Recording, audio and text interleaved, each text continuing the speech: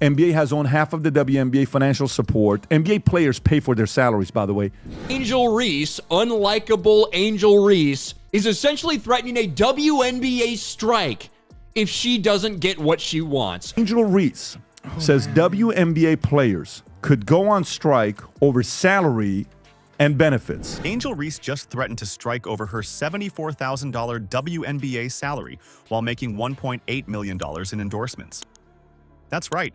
She's demanding more money from a league that's losing $50 million every single year. Patrick Bet David isn't having it. He just called her completely delusional, and the numbers don't lie.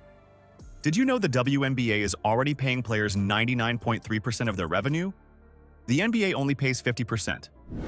This is why PBD says Reese isn't in the same position as Caitlin Clark to make these demands. Let's talk about Angel Reese.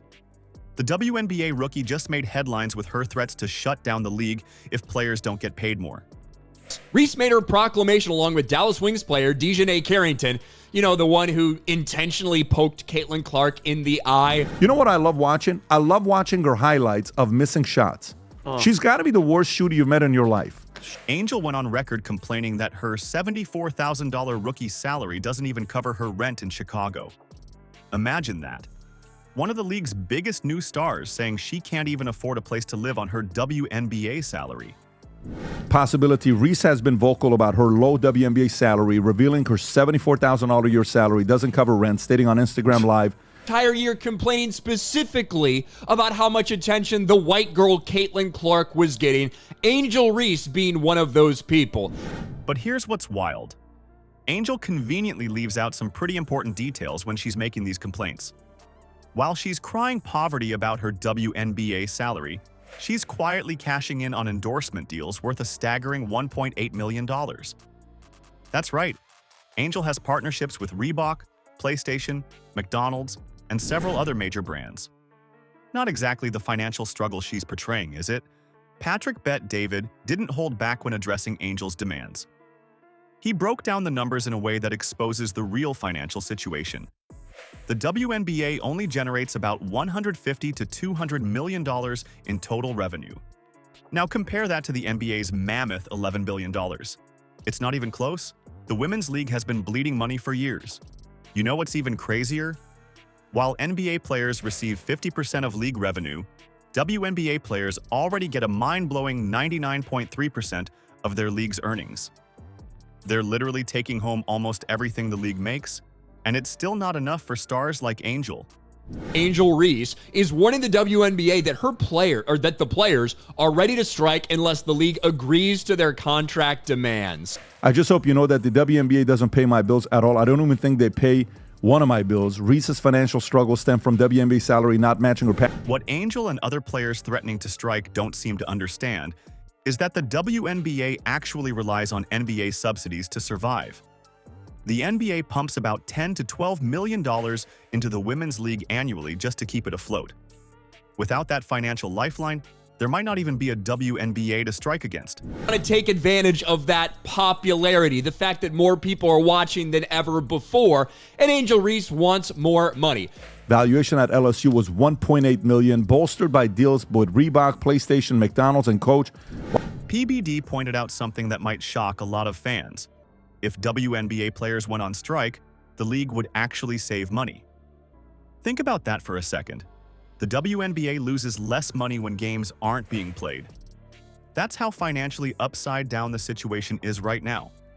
This is exactly why Bet David called Angel's demands delusional. How can you demand higher pay from a business that's never turned a profit in its entire existence? It would be like an employee at a failing restaurant demanding a raise while the owner is taking out loans just to keep the lights on. Now flip that failing restaurant scenario and imagine one server who's so incredible that customers line up around the block just to be served by her. That's exactly what's happening with Caitlin Clark right now. We're sitting out. Angel Reese threatens WNBA with strike unless contract demands are met. While a 4-year rookie deal was $324,000 with $74,000 due next season, she quipped hating pay. The rookie phenomenon isn't just playing basketball. She's single-handedly revolutionizing the entire WNBA. The numbers don't lie. arena attendance is up a massive 48%, with 2.3 million fans flocking to games. Merchandise sales have exploded by 61%, and TV viewership has skyrocketed by an incredible 170%, averaging 1.2 million viewers per game on ESPN. That's why Patrick Bet-David didn't mince words when he said, "Every single WNBA player better pray Caitlin Clark doesn't get injured because she's keeping your league afloat." Harsh? Maybe. But look at the facts. Clark isn't just a player, she's the economic engine driving the entire league forward. What makes this even more impressive is how Clark handles herself amid all this attention. While some players can't stop complaining about their compensation, Clark remains focused on growing the game.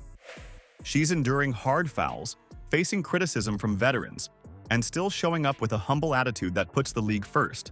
Non-basketball sustained her, especially since the WNBA's $200 million revenue last season only allocated 9.3% to salaries. Not exactly a shocker or a surprise that professional athletes want more money from their management. And here's where things get awkward. Some veteran players aren't exactly thrilled about Clark stealing their spotlight. Instead of recognizing how her popularity benefits everyone, they're getting salty about the rookie receiving so much attention. It's a classic case of not seeing the bigger picture.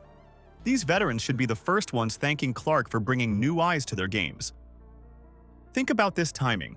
Just as the league is experiencing unprecedented growth thanks to a generational talent filling arenas and drawing massive media attention, someone else decides it's the perfect moment to threaten a strike.